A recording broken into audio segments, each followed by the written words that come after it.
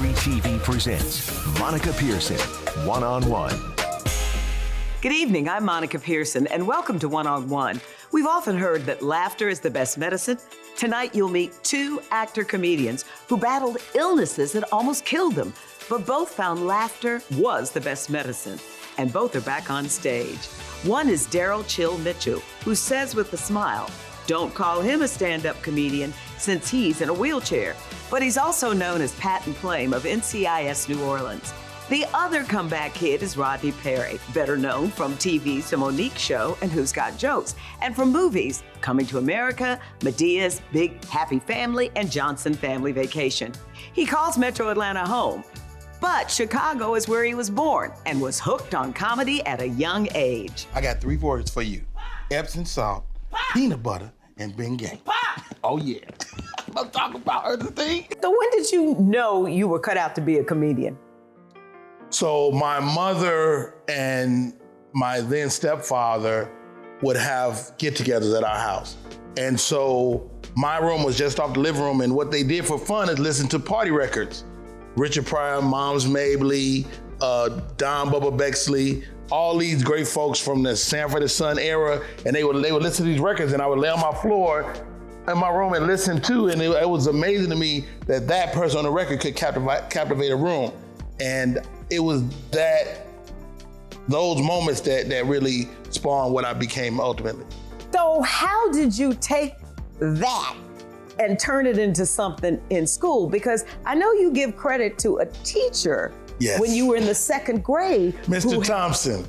Mr. Thompson saw something in Rodney Perry where he would give me time at the end of the day if I shut up throughout the course of the day. So if I would be quiet, he would let me tell jokes.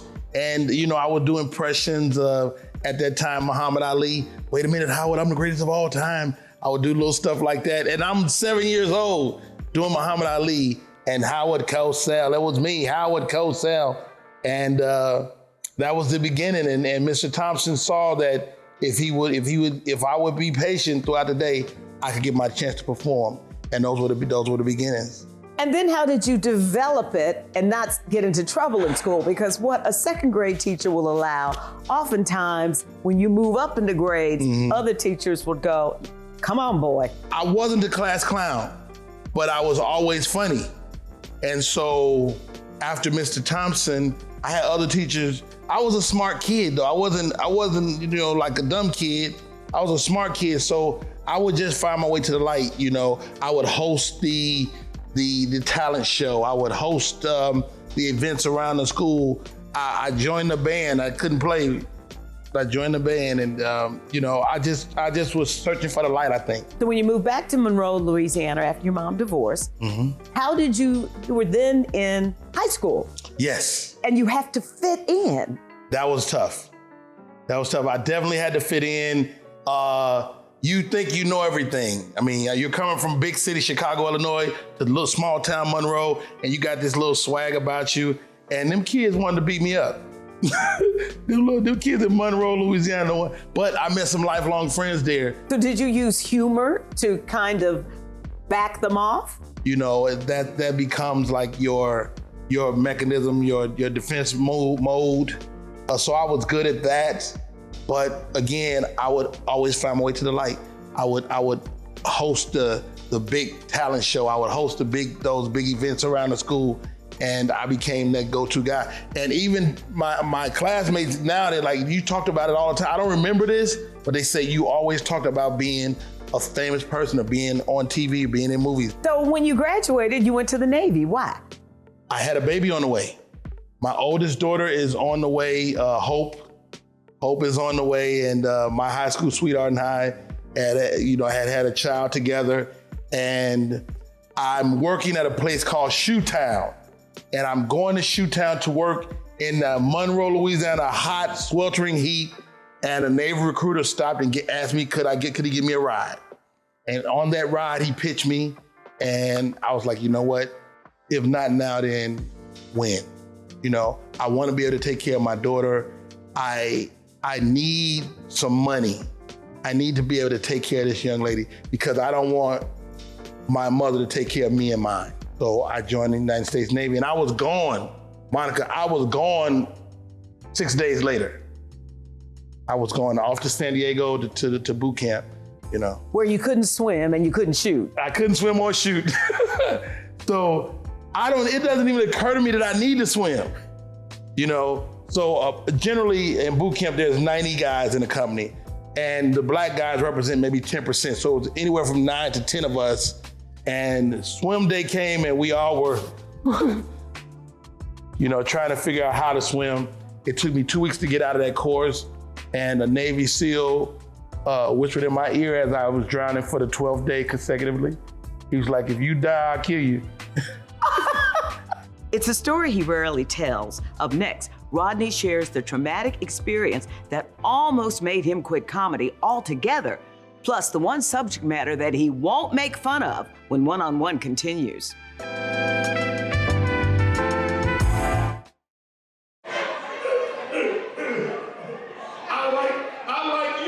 Rodney honed his craft while in the Navy and when off duty, hit local clubs to perform. So I'm stationed, my first duty station in New Orleans. So I'm working for Admiral in New Orleans. So it's the Big Easy. There's entertainment everywhere. So on my days off, I would go into town and do shows. And so the only time I've ever quit comedy, and I rarely tell this story, I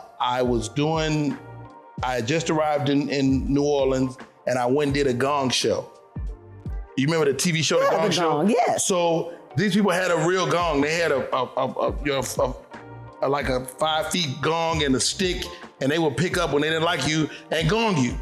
So this day I got gonged, and it was traumatic, and I was like, maybe comedy is not my thing, you know, and I quit. 2 days later, I meet the guy who became my best friend, Harry Ratchford, who currently writes for Kevin Hart. Harry and I became friends, and I told him, I said, man, you should be a comedian. Yeah, I used to be a comedian. You should be a comedian. He was like, man, I don't know nothing about that, but I'll do it if you do it with me. So he and I became a comedy team. Ratch and Rod, Harry Ratchford, Rodney Perry, Ratch and Rod Comedy Explosion. And we lived our early comedy life as a team, man. And we did that. He's my buddy. And he was the reason that he was my engine earlier on. Because you were getting ready to give up. The only time I've ever quit was that moment. And Harry brought me back in, and I brought him in as well. So when you're in the Navy, you get out, and all of a sudden, you got to find a job. Yeah. Why didn't you just go into comedy? That's a great question. Why didn't I didn't know how. You know, like if you are going into corporate America, you probably go to college. There's a way you go about it. You go to college, you get a degree, you make the connects. There wasn't that for me in comedy at that time. So I know about comedy, but I don't know how to become it. I don't know what I need to do. I don't know I need to go to the open mic. I don't know I need to be a part of the comedy scene. I don't know that. So I got these kids, and I got a wife that believes in me to a certain extent. You know, I could tell she was ready to jump out any moment. So finding my way was really difficult early on. And I did many things. I had clerical skills. I was a secretary in the Navy. So I did temp jobs all over LA. I worked for a modeling agency. I worked for, I managed an apartment building. The toughest job I've ever had in my life is trying to get people to pay their rent. It was so hard, and but those were great times too. And some of my first comedy was about living that life. So, didn't you also work at the Veterans Administration or in a hospital? I did. Where I worked for the VA. One of my last jobs, my last like where I had to be somewhere every day. So I'm working at the VA, and I befriend a vet, and he turns to me one day. I've been there about a couple of weeks. They were considering hiring me full time because I'm a good worker. And I remember vividly, he said, man, what are you doing here? I said, well, you know, I'm doing data entry upstairs. He said, no, dumb boy. What are you doing here? I said, well, I came to LA to be a comedian. I want to entertain the world. He said, well, you're not going to be able to do it from here. You got to get out of here now. And that old vet was so clear to me. And he said it to me, and I walked out of the VA, and I I've been doing stand-up comedy ever since. That was 1998. Thank God for that vet. Thank God for that vet, whoever he is. And he was an amputee too, so he wasn't going nowhere. You are awful. Is there any subject you will not make fun of? Absolutely. There's tons of subjects I won't. Like? What won't I make fun of? I don't mess with the gays. Gays will run you down. You gotta leave them alone. But they got a powerful lobby. leave them people alone. What won't I joke about? The typical stuff that raise your eyebrow. I mean, I use profanity in my act. I'm not afraid to tackle a lot of taboo subjects, but I never want to hurt people's feelings. I don't want to be the reason you are having a bad day, you know? And people come to me to let go for a few minutes. So I try never to be the person that makes you have more than you bargained for that day.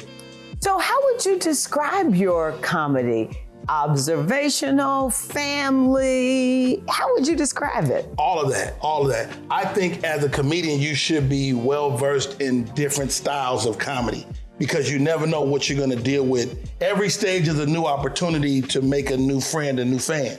And so you just never know what that's gonna be.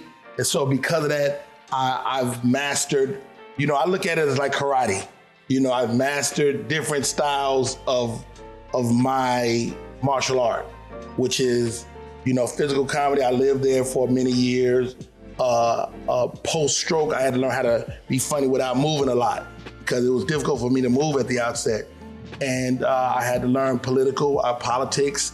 A comic is as good as he is smart. You know what I mean? Like, as smart as you are, the more fodder you have to be funny. You have to know about something to be funny about. How do you prepare for your audience? And how do you read them once you get there? I try to watch the show before I go up. So I watch the opening acts. That's part of my preparation. When I'm in a hotel by myself, I'll listen to myself, some version of me, because I record every set on my phone. And so I'll go back and I'll listen to how I dealt with the most recent audience. And I'll listen to those things, and that gets me inspired. That's one of my preparations. And I try to write my set list out because I don't write all the words I'm gonna say, but I write my triggers. So as I see a word, that might trigger 5 minutes of comedy or 7 minutes of comedy. So that's the way I prepare. How do you deal with hecklers? Well, if you want to be famous, I can help your ass be famous. If you want to be a part of the show, my job as a comedian is to always maintain control of the situation. And I can't allow you as a heckler to take control of the room. So I must deal with you. And I try to do it quickly. And again, I'm not trying to hurt you, but my tongue is sharp. One joke upset his 5 daughters. He has 1 son. Well, they've only balked at one joke. And I had a joke where I was talking about my daughters, and it was something akin to what Chris Rock says about keeping them off the pole, and they didn't like that at all. My girls were like, that's not us. And they didn't say it, but they said it. And I stopped doing it. That's the only joke, I don't let anybody dictate my material, but I took their word as something I need to pay attention to, and I stopped doing that joke. So how do you relax? Because you have to be on all the time, right? Do you have to be on? You don't have to be on, but people expect you to be. Like I walk into this room today and you can't show up somewhere and be kind of humdrum. Nobody wants to, there's comedy, then there's up close comedy. There's being funny in close up situations. And that's the play, that's where you make money. When you can be funny around the execs and stuff like that. And so I guess to answer your question, how do I relax? I rarely relax, first of all, which is probably a flaw, but I rarely relax. But when I do, like this morning I played John Madden football, and that's competition, dominoes, football, Madden. Those are the ways I kind of quiet my mind. Down but not out. How Rodney survived a stroke and COVID while still cracking jokes. Like, she taught me how to walk, but all my swag was gone. I was like, hey, white lady, when I get my stuff back? Plus, you know him from the hit show NCIS New Orleans. Later, I go one-on-one with Daryl Mitchell, who survived a near-death experience and is now an advocate for the disabled.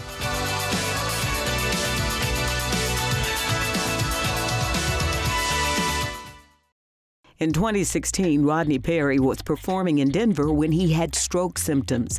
A friend made him check his blood pressure. So I go to Walmart, which was directly across the street from my hotel room. I drag myself into the pharmacy and I put my arm in the sleeve at Walmart, and my blood pressure was 221 over 140. It was, Monica, it was ridiculous. I should have went to the hospital right then. Yes. But I didn't. Like, I literally had this thought, like, if I'm gonna die tonight, I wanna die on stage. The craziest, idiotic thing I've ever said to myself, but I said it. And I did 2 shows that night. And after the shows, my brother, who lives in Denver, he took me to the VA. Again, as a veteran, I was able to go there in Denver. And I walked into the VA and I didn't walk out for 45 days. Yeah, so I had my physical therapist, my occupational therapist, my speech therapist. They all helped me get on the road, man. My physical therapist was incredible. Little older white lady. She promised me, she said, Rodney Perry, you're gonna walk out of here. I promise you. And I was in a wheelchair at that point, and she took me from the wheelchair to the uneven bars, from the uneven bars to a walker, from the walker to the 4-prong cane, from the 4-prong cane to the 1-prong cane, to ultimately I was on my feet. And she was an awesome little lady. And I remember vividly, so I'm on my feet, I'm walking, I'm a little rickety, but I'm like, yo, where's my swag? Like, she taught me how to walk, but all my swag was gone. I was like, hey, white lady, when I get my stuff back? She said, Rodney Perry, don't do that. You gonna fall. Sure enough, I fell. And the worst thing you can do at the hospital is fall. Don't nobody want to do the paperwork on this dude on the ground. So I was able to get back on my feet, man, and those were some good times. And you got your swag back. I got my swag back. It took a while to get the swag back because, you know, when they teach you textbook, you know, they have you walking like the white man. So my butt was a little tight. That's a whole other story. Then your second big thing that you actually went on Instagram to talk about was COVID. Yes. So here goes. COVID, as big as it seemed to the world, it wasn't that big deal to me because I had been through the stroke. So I'd already looked over the curve of life. I looked over and I'm acutely aware of my mortality. So, like, although I was dealing with COVID, it wasn't as bad to me as it seemed at that moment. But it was definitely not until I got back home that I had to really have some real thoughts. So I go in the hospital, I'm there for 14 days. And COVID was this, it was lonely. It was a lonely condition because the medical people didn't really understand it. So they wouldn't come around you. They would throw you, hey, good luck, eat that. You know, throw it on the floor. And so it was lonely. I remember being alone for 14 days in the hospital. I was like, yo, this doesn't feel good at all. And I was able to go live from the ICU, and the prayers helped. You know, people say, why would you let people know about something like that? Because you can activate the prayer warriors. You can get them to be a part of the journey. And they did, they prayed for me. I have people all the time, even to this day, hey man, I pray for you. So glad to see you on your feet. I pray for you, Rodney Perry. I said, well, thank you. But you know, everybody prayer ain't good. Yeah.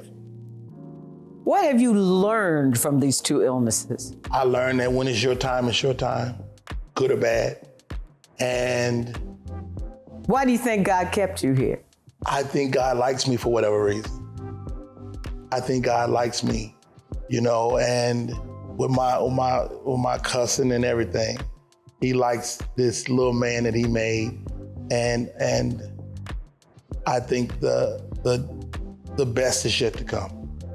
Well, you talk about the best is yet to come, and you say that this portion of your life is about inspiration and motivation. Expand. There's people that can benefit from the things I went through, right? Whether it's the potential stroke patient, whether it's the man that won't take the high blood pressure medication because his libido has taken a hit, whether it's the wife that don't know how to communicate with her husband about what's going on with his health. I can help those people. And so I've been leaning into the motivation space because I've got a wealth of information over a lifetime, whether it's comedy, whether it's being a father, a dad, whether it's, being a professional in the world of entertainment. I've lived a lot of life. And whether it's COVID or, being a stroke survivor, I can help. So I like that space. Up next, how comedy has changed Rodney and helped his marriage. Plus, the one thing he can't live without.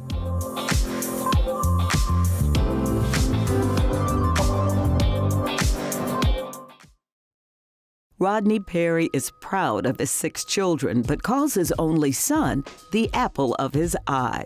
My son, who is apple of my eye, just watching him become a man, with his own family, and he's raising his daughter, and he has a wife and all this good stuff. And I'm just proud of him. And I always say to him, I say, you'll walk a mile in my shoes before you walk a mile in your mom's shoes. So to be able to give him some of the information that nobody gave me, that's where, I shine as a father. So let me stop you there. Mm-hmm. What was the information you share with him that nobody gave you? Just when you're in an argument with your wife, you don't have to win it all. I wish somebody had told me that. I was knee deep in my marriage before I realized that my wife was a maniac, and that I wasn't gonna be able to win. Even if I could win, I shouldn't win. Sometimes you have to yield. And I've learned that I've been a good father for a long time, but I've probably learned how to be a good husband recently, after 27 years. How did she manage to do this for 27 years with you on the road? I think the road helped us, to be honest. If I'm honest, I think that the honeymoon of returning home kind of helped us along the way. That's why you got 6 kids. Well, you get off that road, you gotta do something. Can't do jumping jacks all the time. I told a joke. You did. You set me up. You was like running down the court with Michael Jordan. That was great. No, I'm just learning from you. Oh. No. So you also have done movies. Yes. So I look at everything. You're doing movies. You have a podcast. I do. Tell me about that. Well, ultimately, I believe in being kinetic. I think you have to stay in a constant state of motion, whether that's a podcast or a movie or TV.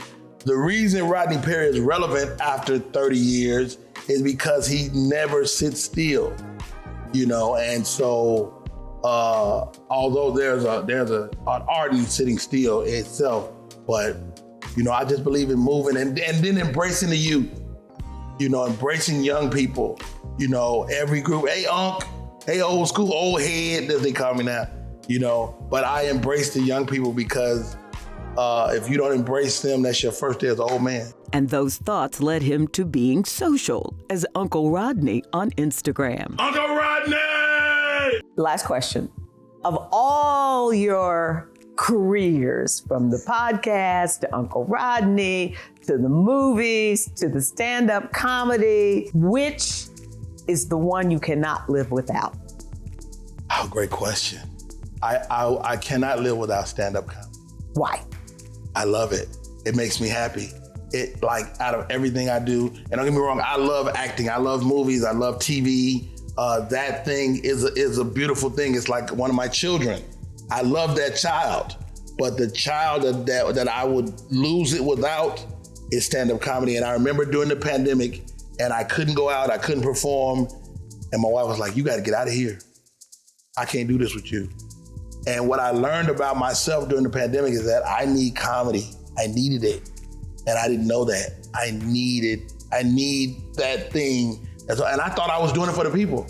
I thought I was doing it for audiences and to make people laugh and make people happy. No, it's all me. It's all personal, and I do it because I need it. It makes me happy.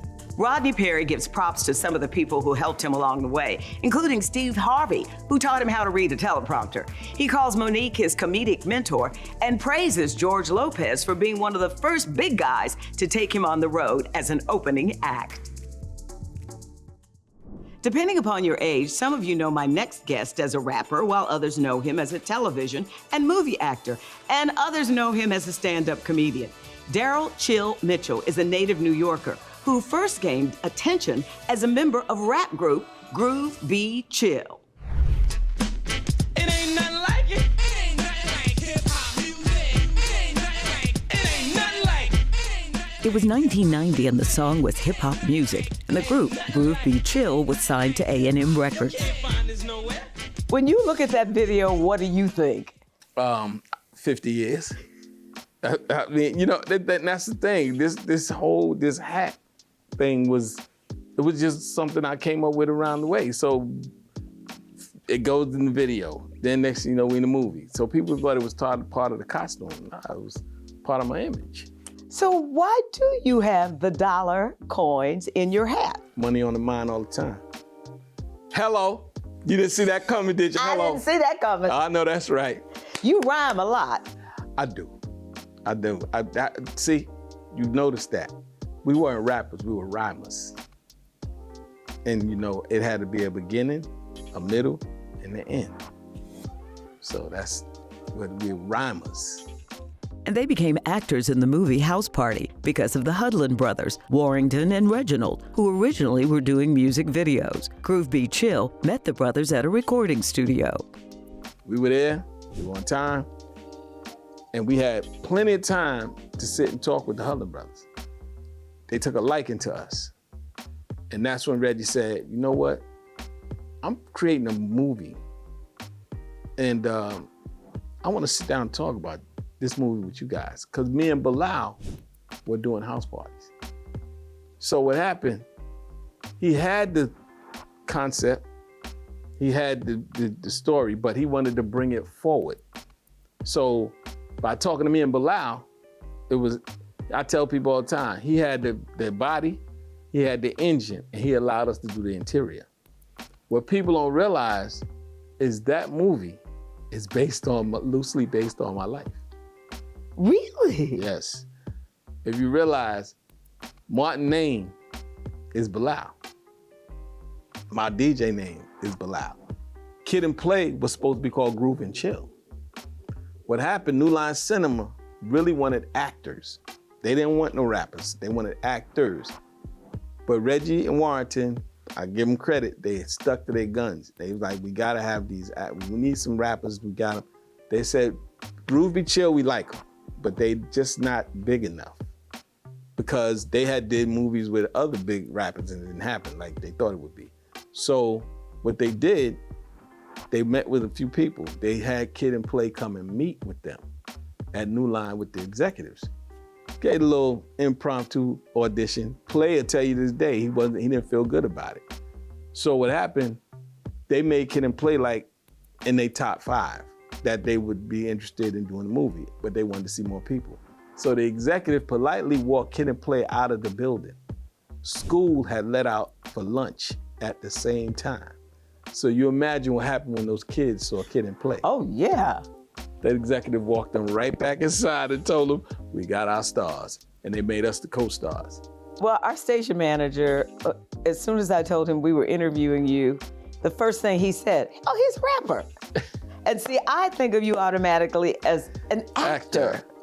That's the funny part. We had a record deal before House Party. But what happened, the movie superseded our career. So I went from being a rapper trying to act to an actor trying to rap. So it was just like, what you gonna do? That's why I said I didn't leave rap.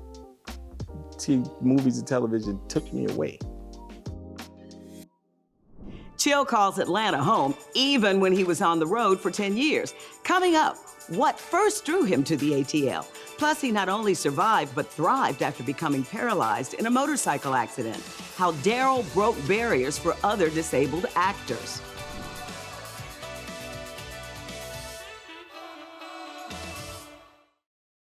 TV roles followed the movie House Party. In 1993, he joined the John Larroquette Show as Dexter Walker. I got married that year. I bought a house in Atlanta that year. And 2 weeks later, I booked the show and went to California for 2 weeks auditioning for stuff and stayed for 10 years. So my house here in Georgia became my summer home, and my apartments in Los Angeles became my primary residence. Why did you buy a house in Georgia? Well, what happened at that time, music had started booming in Atlanta. Talking to Kid Capri, and then he told me, talk to Jermaine Dupri. So I'm talking to Jermaine, talking to him, and he was like, yo, this is where the music scene is coming, chill. You need to come here, man. You know, just for rapping, producing. So I was like, came down here for Freaknik, never left. Yeah. I came down just for a visit and ended up buying a house. But yep, 2 weeks later, I was in Los Angeles. I went for 2 weeks. In 10 years, we were back and forth. But what was it about Georgia with 3 young children? That's one of the main reasons. That was one of the main reasons. I just refused to have my kids grow up in Los Angeles. I just, being there, and I just said, nah, I just want to be in Atlanta. I mean, get a good school system. I grew up in the public school system, and I just wanted them to be, but I just wanted to make sure it was good, and they grew up and they went to Gwinnett, county school system. So, which was, I think is very beneficial. They had a lot of things. So, but that was one of my main reasons. I didn't want them growing up in Los Angeles. So with the Larroquette Show, how did you end up on that show? I went out there. I said, this is the reason I went. I went to audition because of the notoriety that I got in House Party. I really started wanting to do more movies to sell more records. That was my whole goal. Because in the movie, they only let certain clips loose because they don't want to let the whole movie out. I happened to be in the clips. So everybody started thinking I was featuring on all these songs. So they see Full Force, they see Kid and Play, they see Big Bub, they chill, because people didn't know it was new. So they thinking that, that just added to my popularity. So I was like, you know what? If I could do more movies, I could sell more records. So I went to LA for 2 weeks, and the agent at the time, which the Hudlins, they guided me all the way. They introduced me to my agent and everything.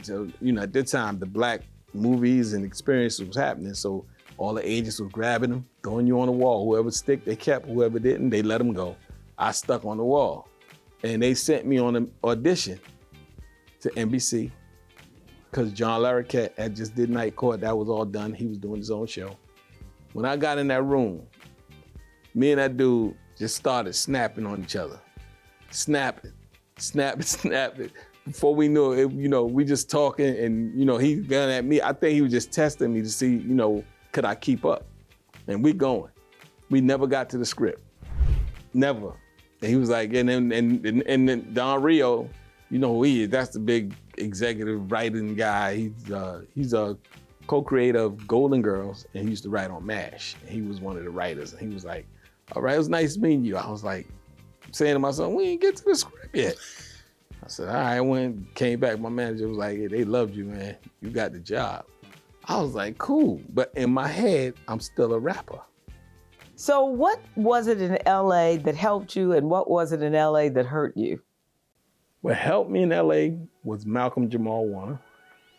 Out the gate, as soon as I got there, he came and got me, took me for a nice 2-3 hour ride, said, listen, you new, you here, you on a successful show, and you gonna get a lot of hang-oners. He said, this is what it is. He said, it's just what it is. A lot of people here trying to, and they don't mean no harm, but they just trying to get on. And you come out of nowhere, but then that was the problem too, because a lot of people figured that I got the job because I was a rapper. And it wasn't that, because what it was, a lot of executives didn't even know I was a rapper. They didn't know. They just saw this kid in House Party doing something funny, and then we gotta get that new kid. Everybody just wanted the new kid. And I was just like, but I auditioned for everything. The only thing I really got given, not given, but somebody just said, yeah, we wanted you for 2 episodes. That was NCIS New Orleans. But everything else, I auditioned for everything. Well, NCIS New Orleans is when I first was introduced to you as Patton Oh, on the show. Oh. on the show. What about that panelist that proposed an amplified DOS storm attack on the stock market service? It's terrifying, at least the half that I understood. You know, I'm just glad that these scenarios are hypothetical. Wait, hold up. What happened to my conspiracy-minded buddy? Our government is sitting on those same weapons right now, just itching to use Yeah, it. well, if they are, then I don't want to know about it. You know, it's the stuff of nightmares. But you know what? Let's see which panelist is gonna keep you up all night next. Well, first time I saw you, it was like, okay, is he going to be a continuing character? And you just said they hadn't planned to make you a continuing character. Well, we gotta go backwards because Okay. we gotta talk about the whole accident. Whoa, that was something else that was different. It was the day that changed his life forever. Daryl relives the near-death experience that landed him in a wheelchair and tells me how he managed to keep going.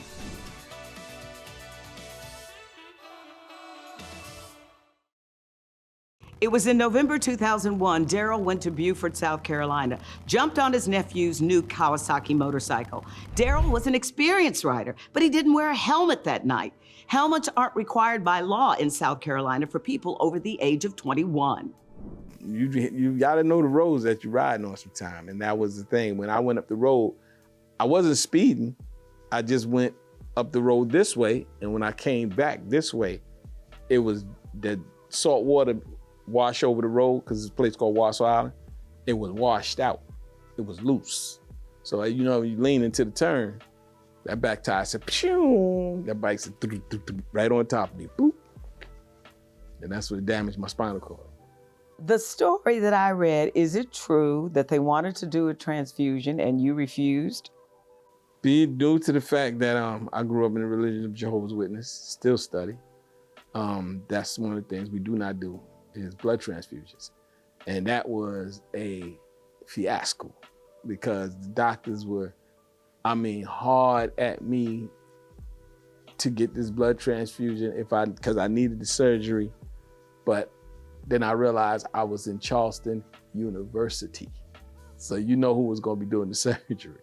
So it was just like, but you gotta have it in case something go wrong. That's what they thinking. And I was like, that ain't happening.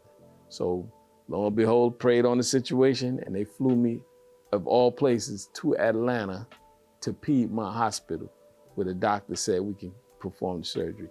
And that's how you got involved with Shepherd. And that's how I ended up in Shepherd Center. Thank you, Shepherd Center. And they came in, did the surgery. The doctor said, what we're gonna have to do, we're gonna have to open you up. We're gonna work on you, get these rods in your back. If you bleed too much, we're gonna close your back. And then we're gonna go back in it again. I said, no problem, let's do it, make it happen. And the doctor said, man, we only had to open you up one time. Close you up, it was no problem. And I'm here. So rehabilitation was like? It was scary. It was good because that staff is they real good, and they're funny. They were fun, and they realized that the thing when the doctor told me like it's a possibility you never walk again. I'm like, well, what's next? What's next? Doctor said, you know what? I'm gonna come back because you might not understand. I said, no, you come back, you're gonna get the same answer. What's next? Why did you not have depression or feel sorry for yourself? Well, you know what? You can't allow yourself to go there. That's the thing. It's like, I'll cry later, but I got to battle now. And my main thing was I got to get out of this bed because I got to feed my kids. And I was just like, nah, I got to get back to work, And I'm not saying initially you got to make the decision. What you going to do? You're going to roll or fold. That's the name of my book. You got to decide what you're going to do right at that instant. And I was like, you know what? I'm going to war. It's just a whole different fight, but I'm going to fight it till I can't fight no more. For anybody who talked about my story, heard about my story, prayed for me, thought about me, I just want to thank y'all for prayer, man. Y'all don't understand. They had me on life support, and I developed pneumonia. So trying to cough up the phlegm, I'm paralyzed right here. So I don't have no stomach muscles. So I can't push. So the lady taught me this thing called a butterfly, where they assist you. Put their fingers like this, and when you cough, they push. And when you cough, they push. So it helps you cough. Desmond saw that. Desmond had to be about 5, because Justin was 2. So he was like, they 2 years apart. He's 4 or 5. So I was in there, I just trying to clear my throat. He stopped what he was doing, climbed on the bed, and put his hands on my stomach and started pushing. But the funny one was my baby, because when I get in the bed, I lay down, that's how I get dressed. So I have to roll over, pull my pants up, roll over, pull the pants up. That's the only way he would get dressed.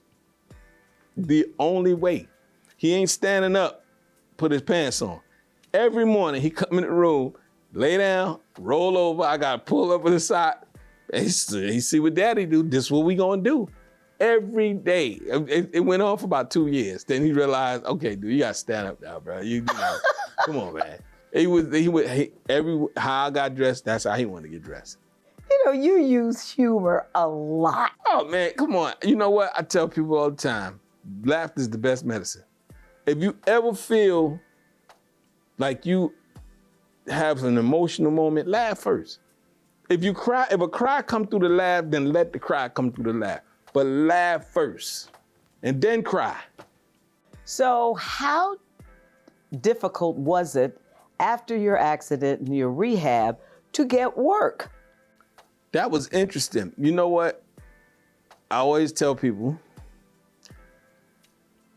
always respect everybody, because you're gonna meet the same people going up. You're gonna meet them on the way coming down. And I paid my dividends. And the thing about it is, when I came out the hospital, Denzel was up for an Oscar for Training Day. And I told him, I said, you gonna win. He said, you think I'm gonna win? I said, yeah. He said, you think I'm gonna win? Come on out here. I was like, I'm on my way. Never traveled by myself in a wheelchair. And I knew, I told my family, I said, I gotta make this trip by myself. Because once I make this trip on my own, then I know I can manage it. And I did it. I went to LA, I rented a car, hand controls, everything. Went down to Sunset, to the Hyatt, stayed there, and call everybody, let them know I'm in LA. Come see me. Everybody, Regina King, everybody came to visit me at the hotel. Denzel came, picked me up, took me to go see another friend of ours. But that right there was a good test for me. That moved me forward. And then after I got to LA, I met with one of the directors that used to direct Larry Cat Show. He was like, man, he said, hey, there ain't nothing different with you just sitting down. I was like, dude, I'm ready to go. He said, I would make a phone call because I got a friend who's looking to put a character on the show. It's a TV show called Ed in New York. I said, no problem. So he set it up. I went and met with them. These dudes was nervous because they was like, they had no idea or no intentions of meeting with somebody in a wheelchair. So they sat down with me and I just started telling them about some of the funny things that I go through or happens to me just in the situation. And before I would say anything, I left there, we ain't never see the script. Got home, they called me, they was like, man, you got the job, bro. And more roles followed. Brothers with Michael Strahan that drew guest appearances from Kim Kardashian and Mike Tyson. The role of Patton Plame on NCIS New Orleans originally was only for 2 episodes, but morphed into 7 years on the show. One thing I always say is like, I was the only person in television on, really in a wheelchair. And I ain't proud of that because, it just goes to show you how far behind time. But CBS was definitely, they had workshops and all that kind of stuff about diversity. Little people, they were high on the show. We had a little lady that worked in the lab with CCH. So we had, they understood, inclusion.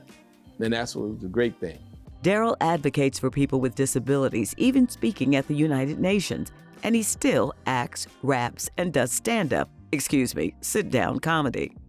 But how do you get people to laugh when you are making jokes about yourself? Because it puts them at ease. Right now I'm talking to you, do you see this wheelchair? Now you do, because you had to look down. That's what happens. They say when I'm talking, the chair disappears. It just, because I don't make, it's not about the chair. The chair is a mechanical piece of machinery that moves me, it just transports me. I don't let my disability define who I am. Thank you for joining me, and I hope you'll join me every Sunday at 8 p.m. right here on Peachtree TV. Good night.